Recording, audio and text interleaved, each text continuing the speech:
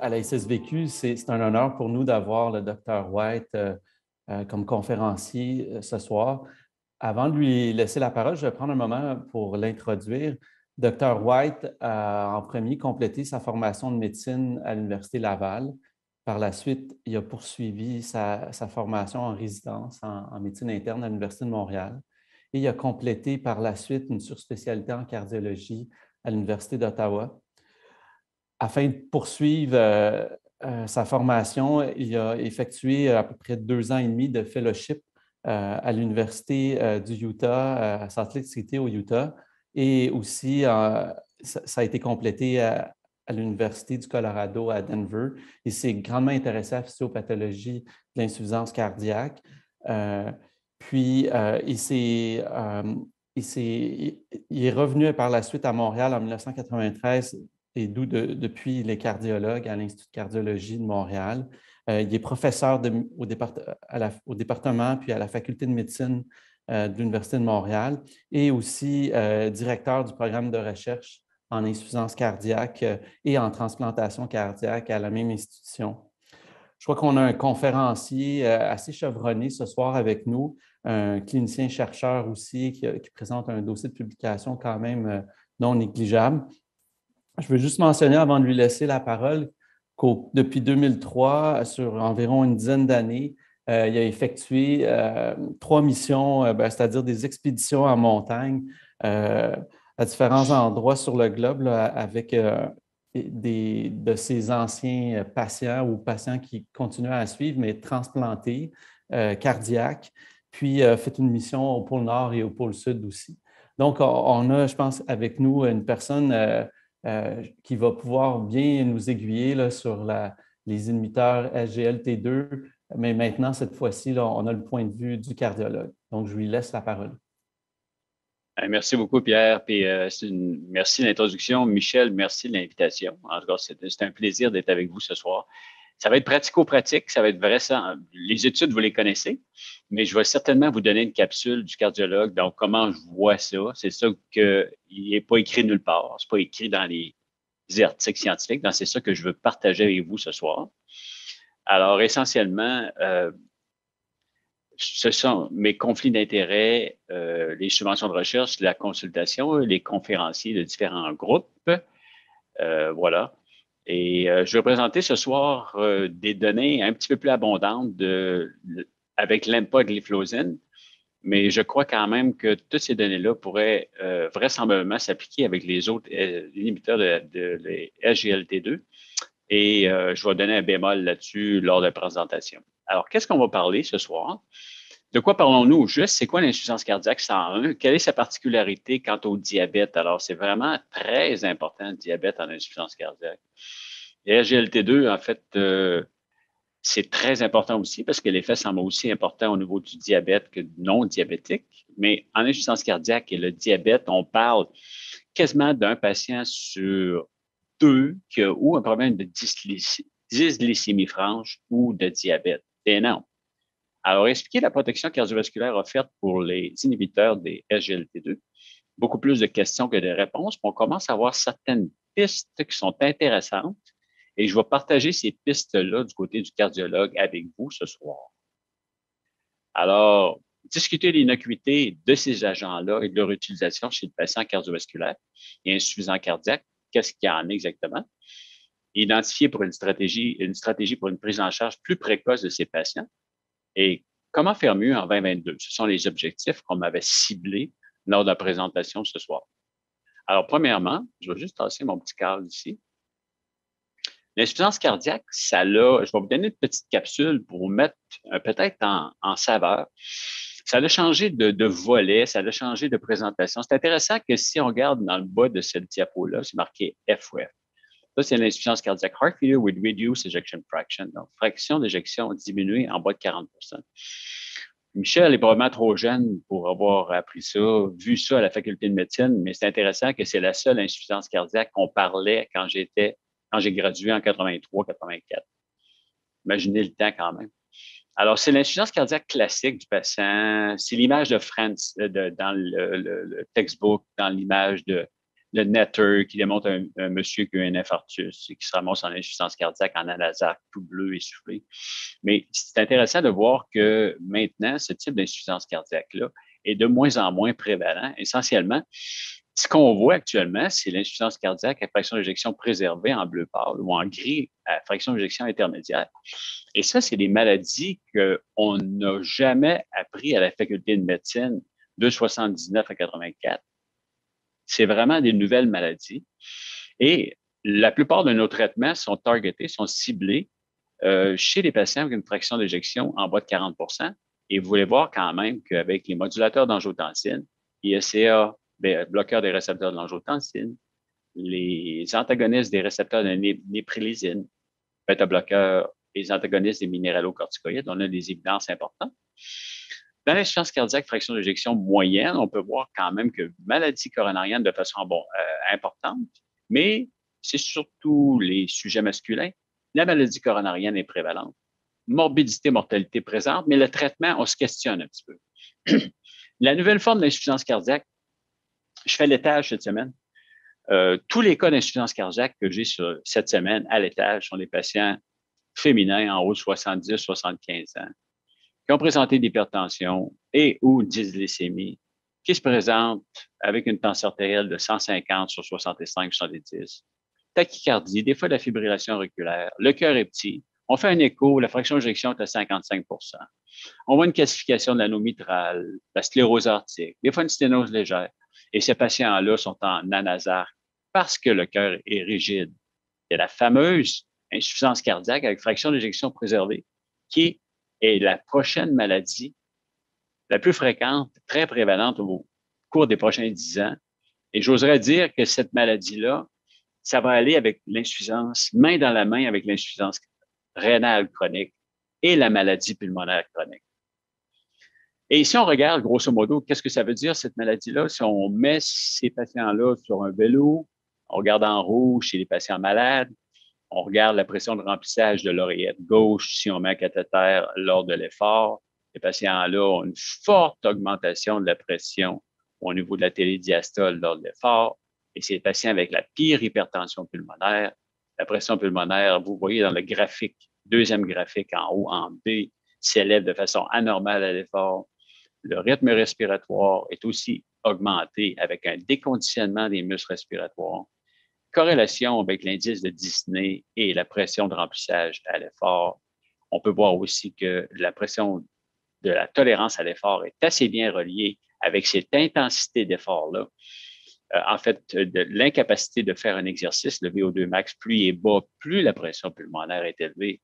Et si on regarde en termes de survie, les patients qui ont des pressions de remplissage au repos ou à l'exercice en bleu versus des patients qui sont quand même stables ici sans de haute pression, mais qui ont la maladie, on peut voir que le pronostic va être beaucoup affecté chez ces patients-là.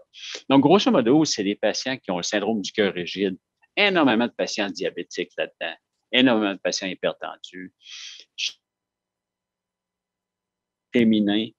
Si vous mesurez la fraction d'éjection chez ces patients-là, à l'admission à l'urgence dans les 48 heures, 85 vont avoir des fractions d'éjection en haut de 40 Gros problème, on va en parler tout à l'heure parce qu'il y a des données intéressantes qui ont été publiées dernièrement avec les SGLT2 et les inhibiteurs, bien sûr, qui sont les premières données qu'on a chez ces patients-là et ça nous excite beaucoup. Quoi qu'il en soit, si on regarde l'insuffisance cardiaque, qu'importe si on parle d'une fraction d'éjection diminuée en bleu, petit carré bleu, ou encore on parle borderline, B, ou encore mid, c'est mid-range ou borderline, en fait 40 à 50 ou encore clairement en haut de 50 on peut voir que qu'importe le phénotype de l'insuffisance cardiaque, si on regarde les âges, ça n'a pas beaucoup d'importance. Quand vous avez la maladie, c'est pas une bonne nouvelle. C'est vraiment pas une bonne nouvelle. Puis encore une fois, je réitère ce que j'ai dit tout à l'heure. Ça va la main dans la main avec la comorbidité. Cette maladie-là n'arrive jamais seule. Elle est souvent associée avec l'insuffisance rénale chronique, la maladie pulmonaire, l'anémie ou toutes sortes de problèmes comme ça. D'ailleurs, on a fait la revue d'utilisation du médicament chez nous en septembre et octobre 2019 avec Denis Brouillette, une stagiaire. Mais voici ce qu'on a documenté dans les patients qui ont été admis pendant 2 mois chez nous en 2019. Ça date un peu, mais ça n'a pas changé en 2020. Alors, c'est intéressant de voir quel est le profil de nos patients en insuffisance cardiaque admis à l'Institut de cardiologie. Alors, on peut voir que 30 chez ces patients-là qui étaient admis avec un diagnostic principal ou secondaire d'insuffisance cardiaque avaient une fraction d'éjection réduite, 11 avaient une fraction d'éjection entre 40 et 50 et regardez, vous ne rêvez pas, 57 se présentaient avec des fractions d'éjection en haut de 50 Donc, 57 des patients se présentent avec une fraction d'éjection normale. Alors, qu'est-ce qui se passe avec ces ventricules-là? Ventricules qui sont rigides. Ici, on fait un échocardiogramme puis on mesure un strain. Le strain, c'est la capacité d'excursion du muscle cardiaque lors de la contraction et de la relaxation. Le strain est fortement anormal chez ces patients-là. Vous et moi, on a peut-être à 16 à 18 d'excursion. Ces patients-là, en dépit d'une fraction d'éjection en haut de 50 ont des excursions de 6 à 8 par exemple. Le ventricule est détruit, mais il contracte encore bien, du moins au repos. Alors, les 4 piliers du traitement d'insuffisance cardiaque, je vais mettre mes lunettes parce que c'est tout petit. Bottom line, c'est que ça a changé quand même au fil des années, mais ça, c'est le tout dernier consensus de la Société canadienne de cardiologie. Alors, on peut voir qu'à gauche, on est vraiment 4 piliers maintenant, c'est-à-dire un modulateur de l'angiotensine. Donc, c'est sûr qu'on a besoin légalement de donner un IECA, BRA et après substituer par un RNA si on satisfait les critères, bêta-bloqueur, antagoniste des minéralocorticoïdes et les inhibiteurs des SGLT2. On a maintenant 4 piliers pour le traitement de l'insuffisance cardiaque chez les patients en bas de 40 sur le même palier, quoique les organismes gouvernementaux n'ont pas nécessairement approuvé ceci au même niveau pour des raisons X, Y, Z. Mais c'est sûr qu'au niveau des recommandations américaines et canadiennes, on a maintenant les 4 piliers. Et c'est sûr que je ne vais pas passer tout le temps pour disséquer la diapo par rapport à la suite des choses. Mais c'est sûr qu'au niveau de l'intervention pharmacologique, on a 4 médicaments qui sont importants d'administrer. Et c'est sûr que le choix de ces médicaments-là va être bien sûr en fonction du phénotype du patient. Alors, un patient qui se présente plus hypertendu va certainement avoir avantage d'avoir une initiation rapide des modulateurs d'angiotensine. Un patient qui est très tachycarde, on va favoriser l'introduction du bêta-bloqueur rapide. Un patient dans lequel les antagonistes des minéralocorticoïdes, en fait, qui est hypervolémique ou un problème de volémie labile, les bloqueurs des récepteurs des minéralocorticoïdes vont être extrêmement utiles. Et les inhibiteurs des SGLT2 vont être là aussi comme modulateurs à long terme. Je vais vous présenter les différentes visions, en fait, la vision du cardiologue par rapport à ceci et pourquoi je pense que c'est important. Alors, c'est sûr que l'insuffisance cardiaque et le diabète, c'est une liaison dangereuse dans un mauvais voisinage. Il n'y a pas de doute là-dessus. Tel que je mentionnais, c'est une présence, en fait, c'est une maladie qui est concomitante, qui est souvent la main dans la main, et on parle que seulement un patient sur 2 avec l'insuffisance cardiaque a une normoglycémie, une régulation glycémique normale, alors qu'un patient sur 2 va être diabétique ou encore clairement intolérant au glucose. Énorme. Alors, ce défi-là est-il insurmontable? Vraiment, est-ce que c'est un problème dans lequel on ne peut pas contrôler, puis il va falloir vivre malheureusement avec les conséquences de ceci? Une belle image du pôle Nord qui représente que les glaces se forment au Canada et qui migrent tranquillement vers la calotte polaire. Alors, lorsqu'on skie, il faut bien sûr essayer de naviguer à travers ceci, en évitant bien sûr d'essayer de mettre les pieds dans la glace, parce que l'eau salée, ça gèle à moins 4 degrés Celsius. Donc, on ne veut pas passer trop de temps dans cette eau-là glaciale. Alors, ça, c'est très intéressant. Vous pouvez voir sur la diapo là, que ça date. C'est un vieux PDF. Et c'est l'étude Framingham, qui est une banlieue aux environs de Boston. Vous connaissez les données d'études épidémiologiques de Framingham, énormément de publications.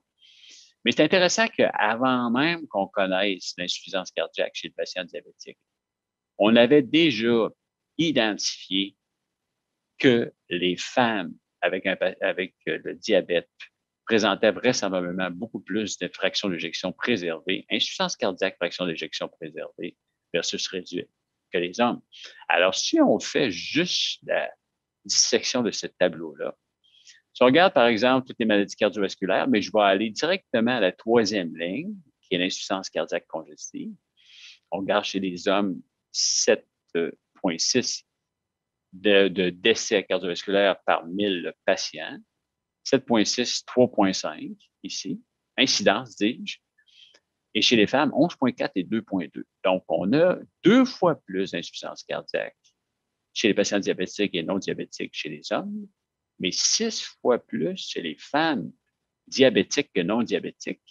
Dans cette étude-là qui a été publiée en 1974, donc même si on ne l'a pas appris à la faculté de médecine, on avait une extrêmement très belle démonstration que ceci était vraisemblablement des patients avec une insuffisance cardiaque, fraction d'éjection préservée ou légèrement diminuée, certainement chez les femmes avec le diabète.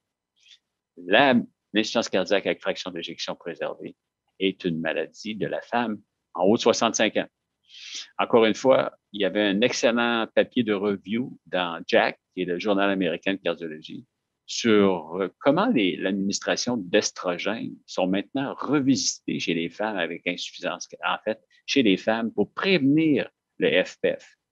Parce que d'avoir eu les estrogènes toute sa vie et de les enlever est possiblement un coût plus grand que de n'avoir peut-être jamais eu. Donc, on est en train de revisiter ce chapitre-là pour la prévention du FPF. Alors, c'est sûr qu'en insuffisance cardiaque, on regarde l'étude REACH, qui est une étude épidémiologique à base de Boston, de Harvard. C'est environ 10 000 patients avec des facteurs de risque d'athéromatose. C'est intéressant de voir quand même que l'incidence d'hospitalisation pour l'insuffisance cardiaque est augmentée de 33 %. Donc, on sait que le diabète est définitivement relié à une susceptibilité plus grande pour l'insuffisance cardiaque, indépendamment de la maladie coronarienne épicardique. On sait maintenant que oui, on s'intéresse à l'épicarde, mais il faut s'intéresser aussi à toute la microcirculation, qui est vraisemblablement extrêmement désorganisée et anormale chez les patients diabétiques. Et à cet égard, les Italiens s'intéressent énormément à la maladie microvasculaire. Vieille publication, mais qui démontre quand même des troponines à haute sensibilité chez les patients comme vous et moi, avec des hémoglobines glyquées en bas de 5,7 qui n'ont pas de diabète, des hémoglobines glyquées intermédiaires pré-diabète, et finalement des patients diabétiques, avec l'incidence des troponines à haute sensibilité, des valeurs intermédiaires, on peut voir quand même que ça passe de 3,7 à 10,8 %. Donc, déjà là, en détectant par des biomarqueurs extrêmement sensibles chez les patients qui n'ont pas de symptômes et de signes d'insuffisance cardiaque, une fois que le diabète est installé, il y a des évidences de dommages subcliniques chez ces patients-là. Donc, diabète égale maladie coronarienne, mais diabète égale aussi dommages subcliniques et égale aussi insuffisance cardiaque. Publication qui date de quelques années, mais si vous voyez un patient à l'urgence, que ce soit à l'Institut au Nouveau-Brunswick ou à Maisonneuve demain, et qui vous présente avec une insuffisance cardiaque aiguë, et vous le traitez, mais avec une dysglycémie, un glucose random qui est élevé au-dessus de 7, son pronostic à 30 jours ne sont pas tout à fait la même chose. Donc, juste le fait d'avoir une dysglycémie dans un contexte de décompensation cardiaque vous dicte un peu la direction favorable ou défavorable de ces patients-là.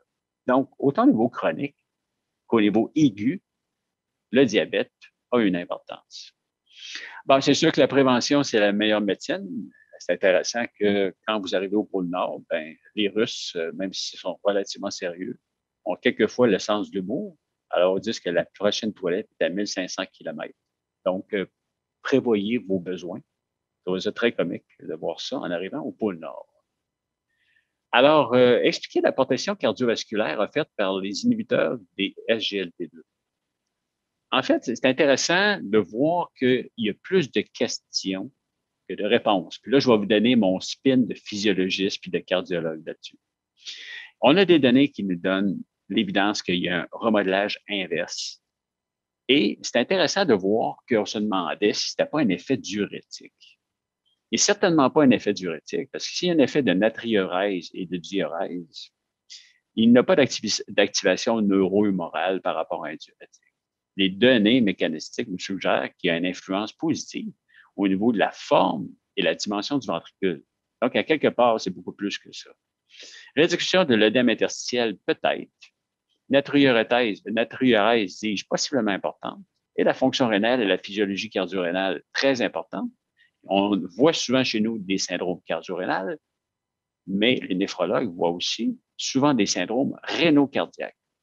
Grosso modo, il y a encore plus de questions que de réponses, mais on s'aperçoit avec les diverses études aussi qu'il y a des effets systémiques reliés à l'utilisation des SGLT2, des inhibiteurs, qui est celui de l'augmentation de l'hémoglobine et de l'hématocrite. Donc, à quelque part, au niveau systémique, il y a peut-être un effet favorable sur l'érythropoïèse. Il y aurait peut-être une amélioration de la résilience d'utilisation des substrats au niveau du cœur. Alors, vous et moi, si on est en cétose et on n'a pas mangé depuis 16 heures, on va utiliser des corps cétoniques et des acides glycolides pour nourrir la fonction cardiaque. Mais si on a bien mangé, à ce moment-là, le cœur va utiliser du glucose. Et les diabétiques ont perdu cette résilience-là, cette plasticité énergétique. Et peut-être que les émetteurs de SGLT2 améliorent cette résilience-là, cette plasticité énergétique, surtout présente dans un cœur vulnérable. Je sais qu'André Carpentier y croit beaucoup. André croit beaucoup qu'à quelque part, la partition des graisses et des acides gras libres, est fortement influencé par l'inhibiteur de la SGLT2, qui pourrait avoir un effet encore plus important dans les myocardes vulnérables. Quelques études qui ont été générées avec l'EMPA, encore une fois, je pense que essentiellement, ces agents-là sont tous d'excellents agents. Mais il faut rendre à César ce qui était à César. Cette fois-ci, les études ont été générées par l'empagliflozin. Alors, c'est intéressant qu'on a quelques études mécanistiques qui ont été publiées cette année. Alors, l'étude EMPA-Trophies en 2021 dans JACC, qui est une excellente revue. Je pense que notre facteur d'impact pour JACC est rendu à pas loin de 30 et Circulation qui est autour de 45. Dans l'étude SUGAR-DM-HF, alors la première étude était d'évaluer l'effet de l'EMPA sur le remodelage ventriculaire gauche et l'étude SUGAR-DM était chez les patients d'insuffisance cardiaque avec fraction d'éjection réduite. Donc, c'était un peu deux études qui étaient synonymes, mais la première n'était pas reliée. Était reliée aussi à l'insuffisance cardiaque diminuée, mais regardait certains autres paramètres qui n'étaient pas regardés dans l'autre étude. Donc, il était fortement quand même interreliés, mais avec des paramètres complémentaires. Alors, au niveau de cette étude-là, qui s'appelle EMPA-Trophism, c'est une étude mécanistique de à petit volume. Donc, on parle de 84 patients. C'est des études de phase 4, des études post-approbation de la molécule. On voulait regarder dans cette étude-là quel était l'impact de l'EMPA dans le remodelage du ventricule gauche chez les patients non diabétiques. Retenez, non diabétiques atteints d'insuffisance cardiaque. Donc, on avait ici des patients avec une classe fonctionnelle 2-3, fraction d'éjection en bas de 50, et les patients étaient symptomatiques mais stables, et aucun patient avec diabète n'était inclus dans cette étude-là. On avait évalué ces patients-là par l'IRM, par des tests, ce qu'on appelle le CPET, Cardiopulmonary Exercise Testing, ou TECP, et un test de marche de 6 minutes. Alors, je vais vous donner en rafale, grosso modo, les résultats et les points d'aboutissement de ces études-là. Alors, le paramètre principal, c'était la variation entre la groupe du volume télédiastolique du ventricule gauche et du volume télésystolique du ventricule gauche entre le départ et 6 mois par rapport au placebo. Vous pouvez regarder aussi dans la boîte à droite, on avait différents paramètres d'atteinte, en fait, de performance au test cardiopulmonaire, VO2 de pointe, des courbes d'efficacité d'absorption d'oxygène, des pentes respiratoires.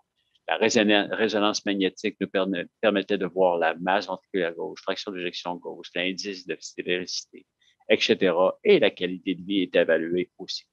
C'est intéressant que sur une période de 6 mois, on peut voir qu'on avait une diminution de la dimension en millilitres. C'est pas énormément de millilitres, mais c'est sûr qu'on peut voir qu'il y avait une diminution de la dimension cardiaque par rapport au départ chez les patients avec insuffisance cardiaque médiée par l'empagliflozin au niveau du volume télédiastolique du ventricule gauche et au volume télésystolique du ventricule gauche, qui correspondait donc à rendre le cœur plus petit, autant en systole qu'en diastole.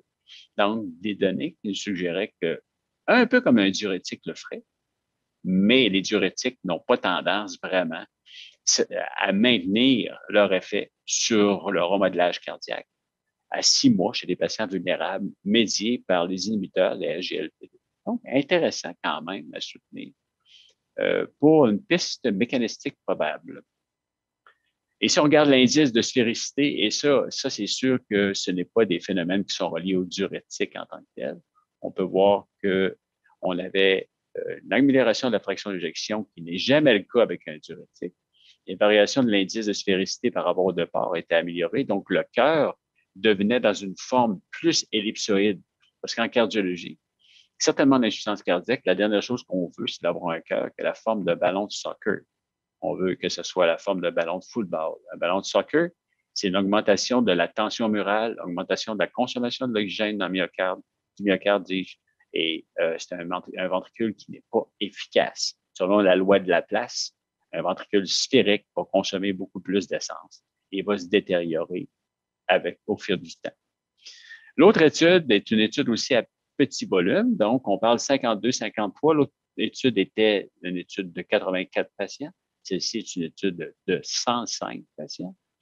Alors, on regardait cette fois-ci certains paramètres de performance sur l'étude. C'était l'index du volume télésystolique ventriculaire gauche.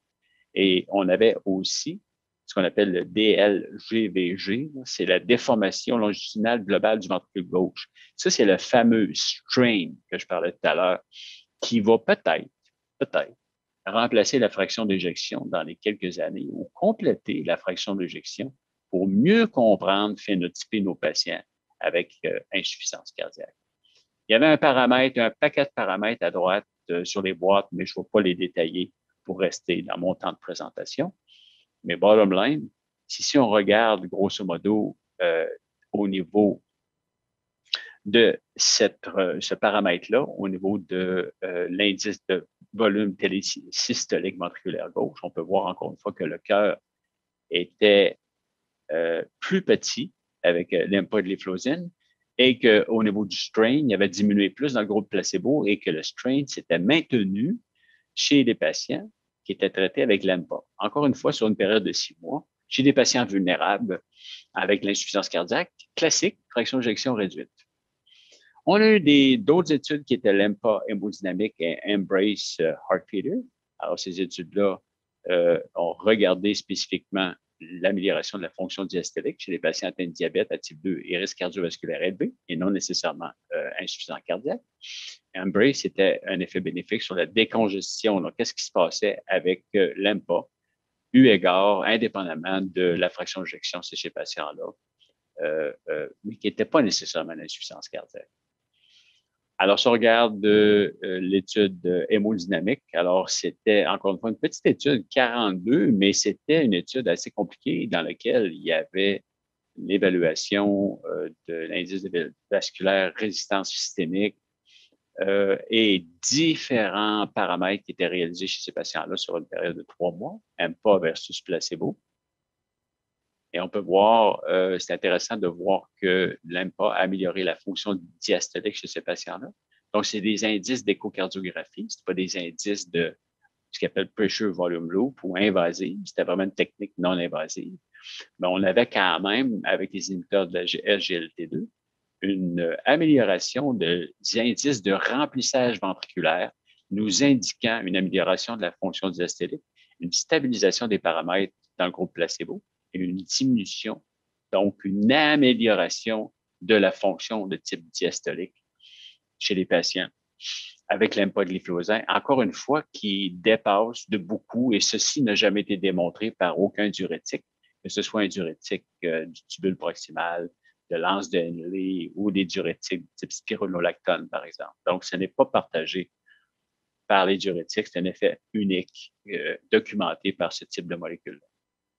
Alors, c'est sûr qu'en insuffisance cardiaque, on s'intéresse beaucoup à tout ce qui est régulation neuro-humorale. Alors, on a bien sûr toujours cette imbalance-là entre les marqueurs qui sont vasoconstricteurs, l'activation du système rénine-angiotensine, le système sympathique, l'endothéline, l'arginine, vasopressine et l'adénosine qui pèsent très fort, alors que les peptides natriurétiques, les prostaglandines, l'oxyde nitrique, la bradykinin, tentent tant bien que mal de refaire une balance pathologique, mais n'arrivent pas vraiment. C'est pour ça qu'en insuffisance cardiaque, le BNP est élevé, mais le BNP, c'est un vasodilatateur, mais on n'a pas un effet satisfaisant pour produire une vasodilatation avec le BNP, tellement que les agents vasoconstricteurs sont importants.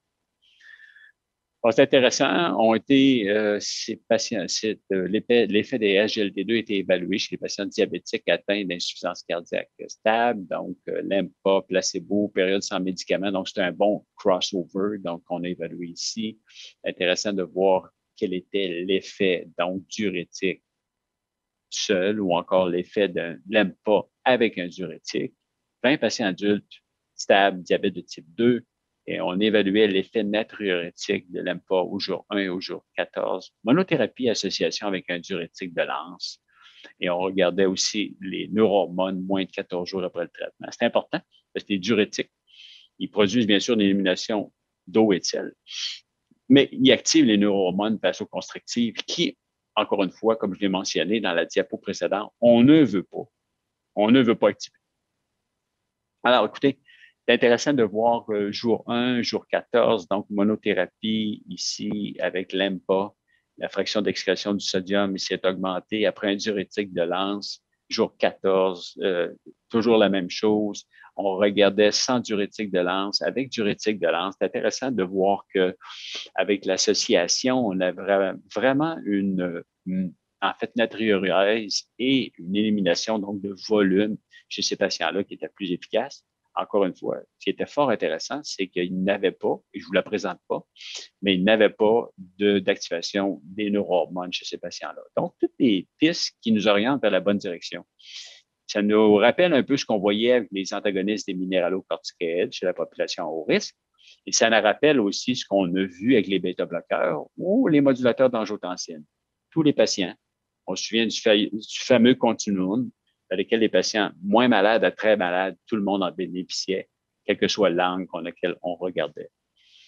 Alors, c'est sûr que c'est pour ça que ça explique le quatrième pilier de l'utilisation de ces agents-là. Là, c'est mon point de vue du cardiologue. Je pense que c'est fort intéressant. Lorsqu'il va y avoir une démocratisation, une facilitation de l'utilisation de ces produits-là, chez les patients sans diabète, je pense qu'on va l'utiliser beaucoup plus facilement.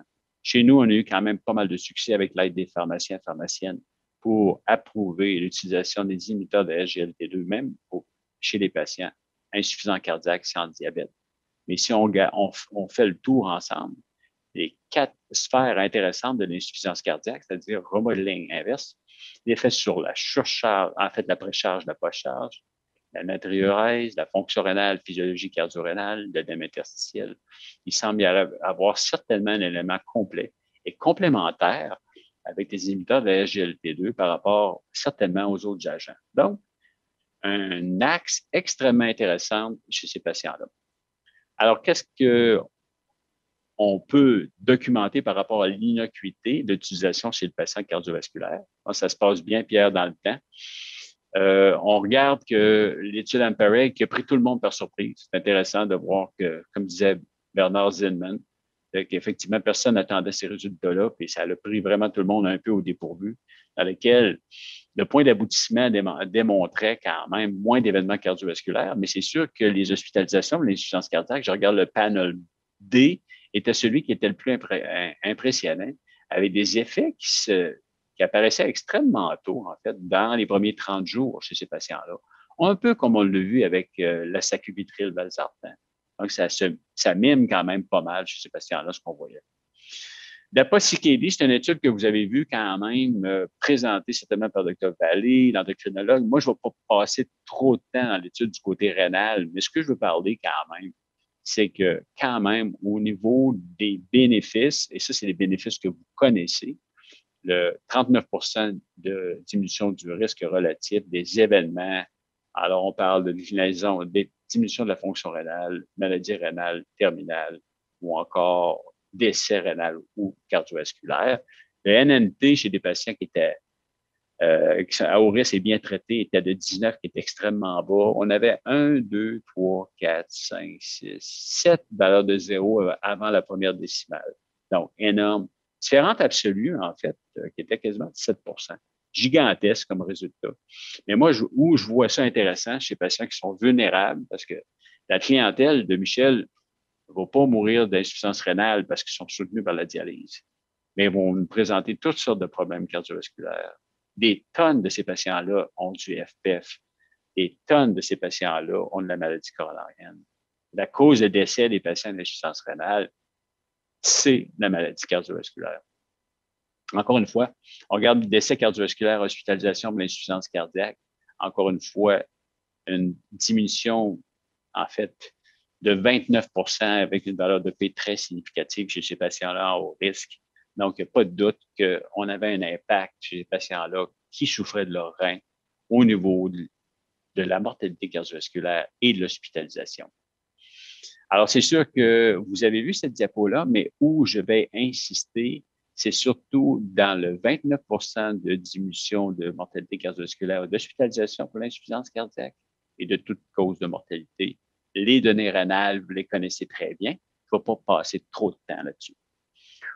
Alors, ce qui est intéressant, et ça, c'est vraiment assez fascinant jusqu'à quel point on peut avoir un effet désirable avec le diabète de type 2 ou encore sans diabète de type 2, qui nous suggère que vraiment, au-delà de la diminution de la glycémie, parce qu'on se demande exactement qu'est-ce que ça peut bien vouloir à faire chez les patients non diabétiques qui sont à haut risque.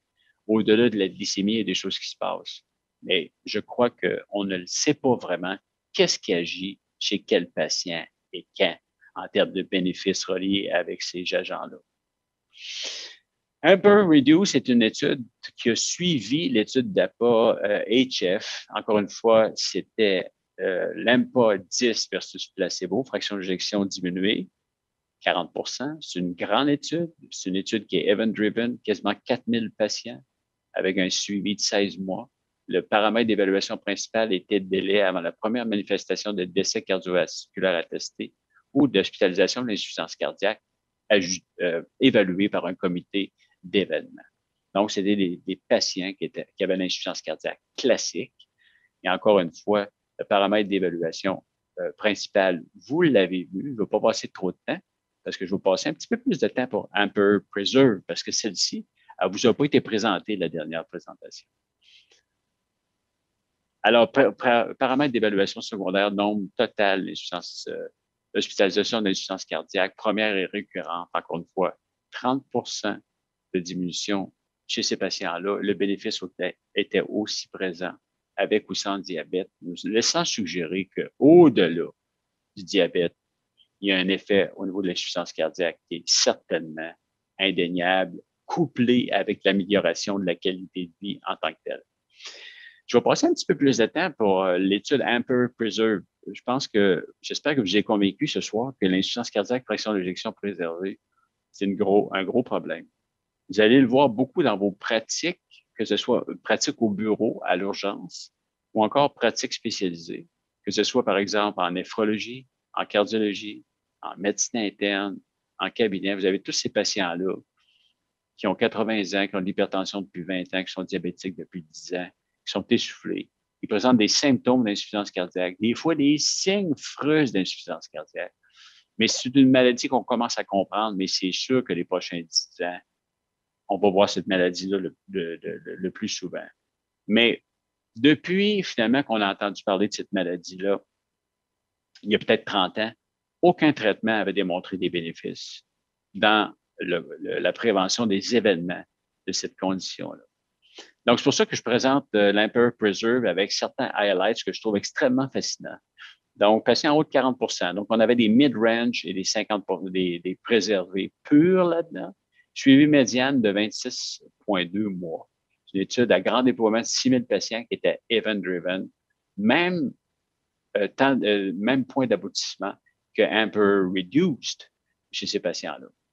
Et ça, c'est la première fois qu'on voit ça de l'histoire de la cardiologie ancienne, moderne, ou ce que vous voulez, de voir l'impact d'un médicament significatif qui diminue les décès et l'hospitalisation d'insuffisance cardiaque d'un nombre absolu de 3,3 relatif de 21 avec une diminution, donc un NNT de 31. En fait, qu'importe les NNT, c'est la première fois qu'on a une valeur de P significative dans un quelconque impact d'une médication pour traiter cette condition-là, qui nous a été quelque chose, je vous dirais, du côté du cardiologue, extrêmement intéressant. Il y a eu des choses au niveau de néphrologie, atténuation de la pente de détérioration, quoi que ce soit, mais au niveau de la communauté cardiovasculaire, de la cardiologie, ça, c'est ce qui nous a le plus vraiment frappé en tant que tel. Et si on regarde l'insuffisance cardiaque, que la diminution du risque d'être admis pour l'insuffisance cardiaque, on parle de diminution de 27 ce qui est énorme. Jamais, dans aucune étude, avant cette étude-là, avons-nous démontré quelconque bénéfice de médication pour traiter le FPF, la fraction d'insuffisance cardiaque, fraction d'éjection préservée. Ça nous a vraiment fascinés et vraiment ébahis aussi parce qu'on n'avait aucune arme pour traiter ces patients-là. Alors, la question, c'est identifier des stratégies pour une prise en charge plus précoce de ces patients-là. C'est sûr que j'oserais vous dire que je répète cette diapo-là. Je pense qu'à ce moment-ci, on commence à avoir beaucoup plus de facilité d'utiliser les SGLT2, les inhibiteurs, au même niveau que les autres agents dans le traitement d'insuffisance cardiaque classique, c'est-à-dire celle avec une fraction d'éjection diminuée.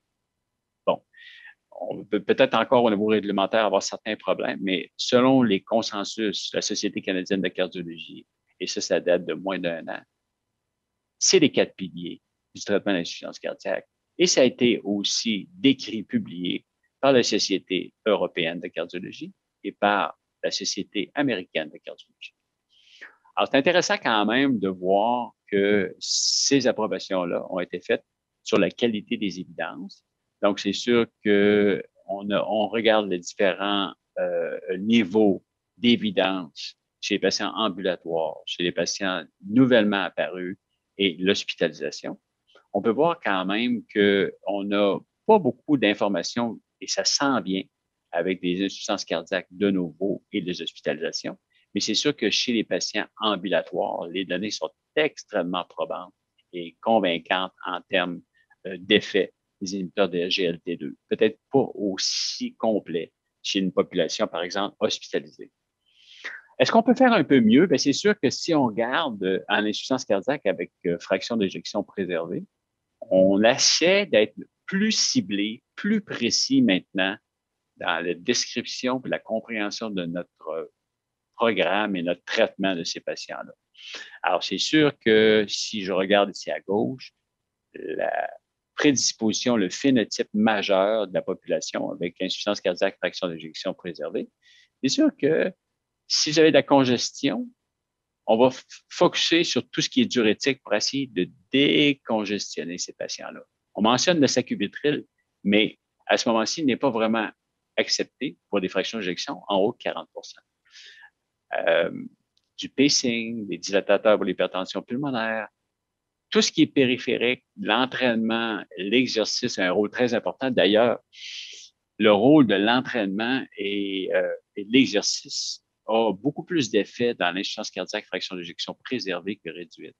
Possiblement parce qu'il y a un fort déconditionnement et des problèmes d'extraction d'oxygène en périphérie. S'il y a de l'hypertension artérielle, ben à ce moment-là, c'est sûr qu'on aimerait focuser un petit peu plus sur les modulateurs d'angiotensine, par exemple. Et encore une fois, la même conclusion si jamais vous avez un désentraînement important. Dysfonction rénale, l'ultrafiltration si nécessaire. Et ensuite de ça, encore une fois, focuser sur le contrôle du volume. Et maladie coronarienne, ben, on aimerait bien sûr focuser, dépendant si on a de la congestion, incompétence chronotropique, l'hypertension pulmonaire et de la faiblesse, ces différentes approches qui, à quelque part, nous permettent de mieux identifier les problèmes et de mieux intervenir chez ces patients-là. Mais c'est intéressant que dans cet article-là, tout a été mentionné avant la publication d'un Amper Preserve qui suggère que vraiment ce graphique-là a peut-être besoin d'être refait finalement. Alors, il me reste 2 diapos. On est exactement dans le temps, je pense, Pierre. Initiation des 4 piliers, oui, mais le choix initial devrait être basé sur la pathophysiologie comme tout le temps. C'est beau les grandes études, mais il faut se servir de notre tête pour savoir quoi donner à quel patient. On a un patient à fraction d'éjection diminuée, avec une tension artérielle à 92 mm de mercure de systolique. On ne va pas taper trop fort avec les modulateurs d'angiotensine, mais on va certainement essayer de décongestionner. Encore une fois, on a quand même beaucoup d'évidence chez les patients qui sont plus malades initialement, sans les modulateurs les inhibiteurs de la SGLT2. Quoique, à l'EHA, la semaine dernière, on a eu la publication de l'étude MPulse avec l'empagliflozin versus placebo dans le devenir des patients avec nouvellement hospitalisés pour l'insuffisance cardiaque avec un point d'aboutissement à 90 jours. Cette étude-là, qui est non publiée, était positive chez une population de 530 patients. L'étude Soloist qu'on a fait chez nous, j'étais l'investigateur principal avec la sotagliflozine, était fortement positive en termes de diminution des événements chez les patients hospitalisés pour l'insuffisance cardiaque, mais a dû être cessée prématurément en raison de difficultés de recrutement. On est en train de faire, comme j'ai dit, l'étude DAPA-ACT avec l'étude chez les patients qui sont hospitalisés pour insuffisance cardiaque aiguë avec dapagliflozin versus placebo. Donc, on est en train de graviter en amont pour essayer de rejoindre un peu ce que les autres agents, dont les modulateurs d'angiotensine et les bêta-bloqueurs, ont publié il y a quelques années. Donc, je pense que notre 4 piliers va demeurer, mais notre compréhension de qui devrait recevoir quel genre de médicament quand va certainement augmenter aussi. C'est sûr qu'on doit débuter lentement, mais sûrement. Le risque est toujours d'aller trop vite. Vous avez le temps. À quelque part, oui, faut débuter un traitement pour éviter que l'insuffisance cardiaque se détériore. J'oserais vous dire que les études avec les bêta-bloqueurs, l'augmentation a été faite sur 8 semaines, jusqu'à 6 mois avec le bisoprolol. Avec le sacubitril/valsartan, on atteignait une dose maximale sur 6 à 8 semaines. C'est rapide. On n'a pas besoin d'aller si vite parce qu'on sait qu'il n'y a pas d'interaction entre les niveaux de sacubitril/valsartan et leur effet bénéfique. La simplicité des inhibiteurs de la SGLT2, c'est qu'ils sont à dose fixe et qui s'initient vraiment facilement chez le patient stable. Donc, c'est sûr que vous avez un patient qui est un peu hypovolémique et instable, hypotendu. C'est peut-être pas le temps de débuter ce genre de traitement-là.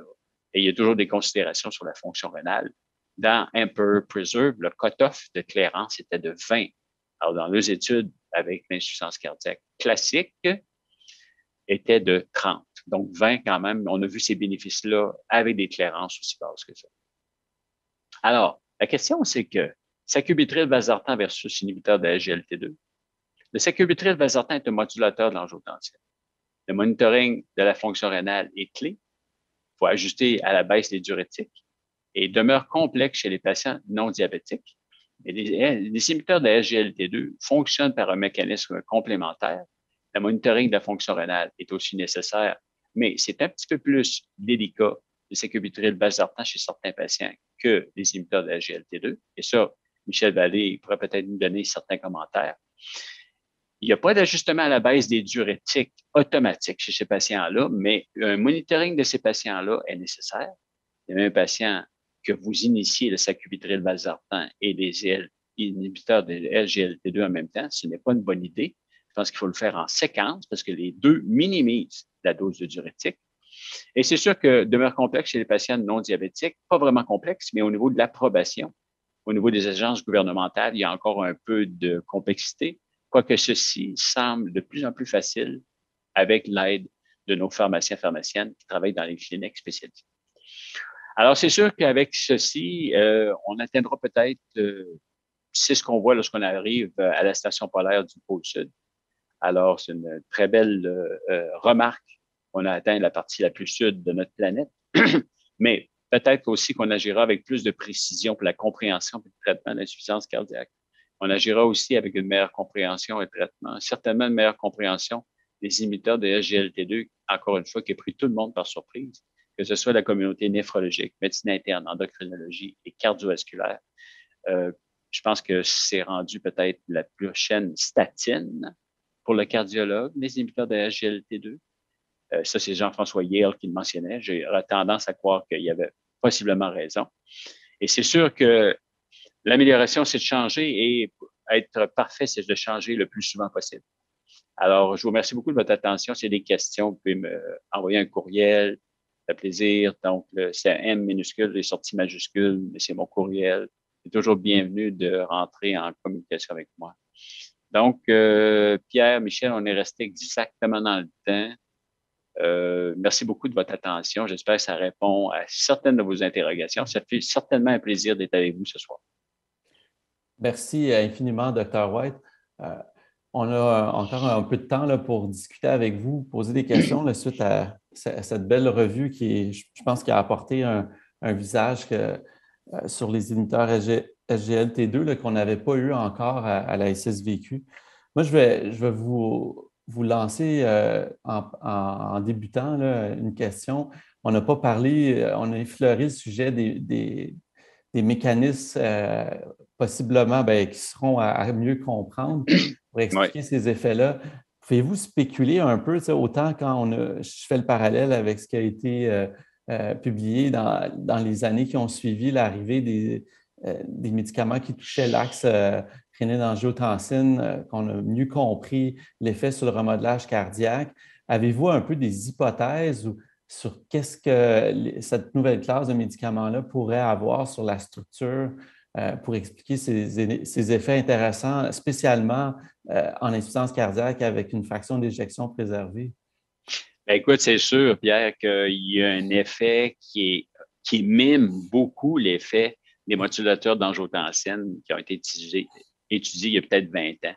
Donc, le cœur devient plus petit, le cœur devient plus longiligne, la masse cardiaque diminue. Quelque chose qu'on ne sait pas, c'est que quelle est l'amélioration, quel est l'effet sur la contractilité cardiaque tant au repos qu'à l'effort. Ensuite, ça, au niveau des substrats énergétiques, là, ça reste quand même, je dirais, pie in the sky. On ne sait vraiment pas qu'est-ce qui se passe au niveau énergétique, au niveau glucose, lipidique. Puis à quelque part, ce qu'on voit en termes de remodeling, ça veut dire qu'au niveau énergétique, il y a tellement un effet bénéfique chez ces patients-là à haut risque que le cœur se répare. Un peu comme les bêta-bloqueurs. Les bêta-bloqueurs te donnent une espèce d'effet anti-adrénergique qui fait en sorte que c'est la classe de médication la plus puissante pour augmenter la fraction d'éjection. Donc, à quelque part, j'ai l'impression que c'est des mécanismes multiples, mais on ne le sait pas encore. Mais moi, je pense que certainement, il y a un effet de diminution de la tension murale. Donc, si tu diminues la tension murale, tu diminues ta consommation de myocarde en oxygène. À ce moment-là, tu favorises une espèce de reshape. Le cœur devient beaucoup plus dans une shape beaucoup plus elliptoïde qu'ovale, comme un ballon football versus soccer.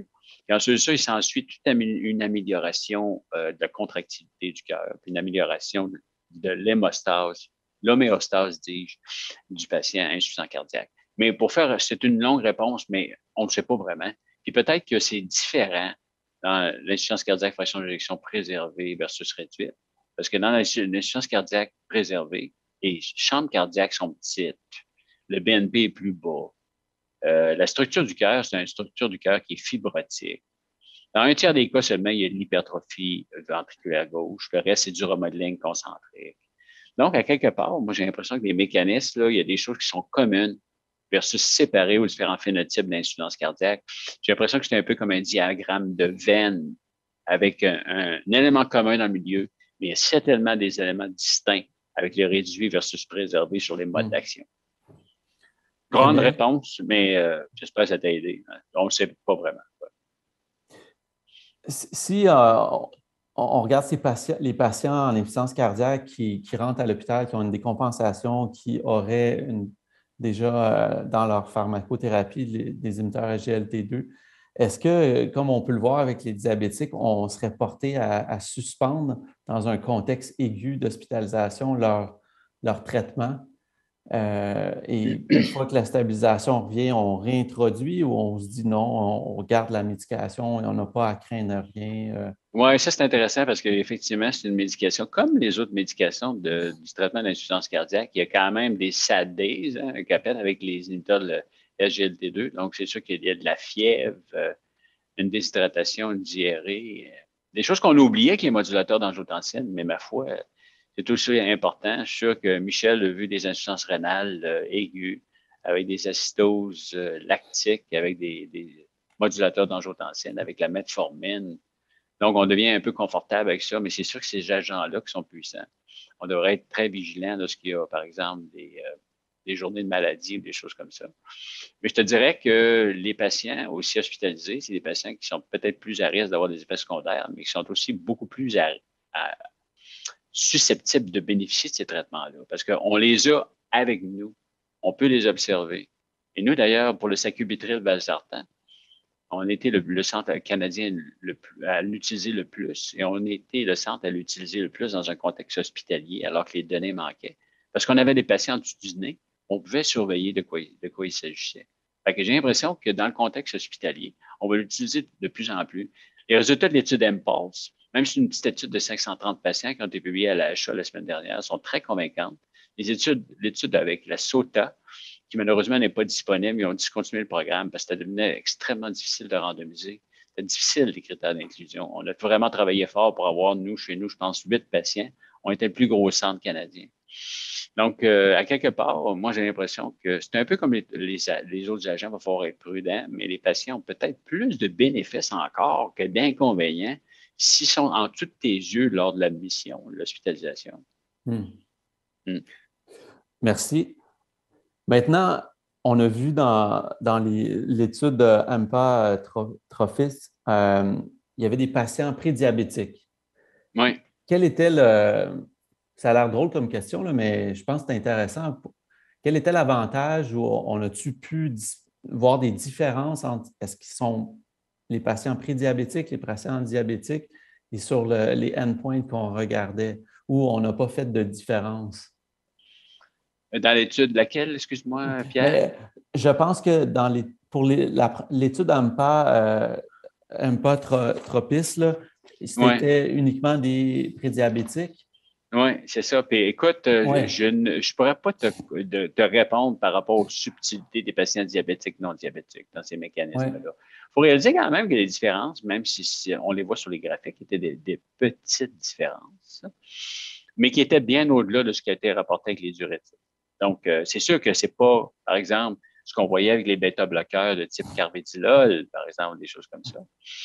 Mais à quelque part, c'est un effet qui est désirable chez les patients qui sont vulnérables. Mais je n'ai pas lu de différence entre les diabétiques, non diabétiques, prédiabétiques.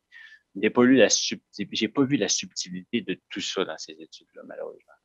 Peut-être que c'est décrit, il faudrait revoir tout ça de fond en comble, mais je n'ai pas réponse à ta question ce soir, malheureusement.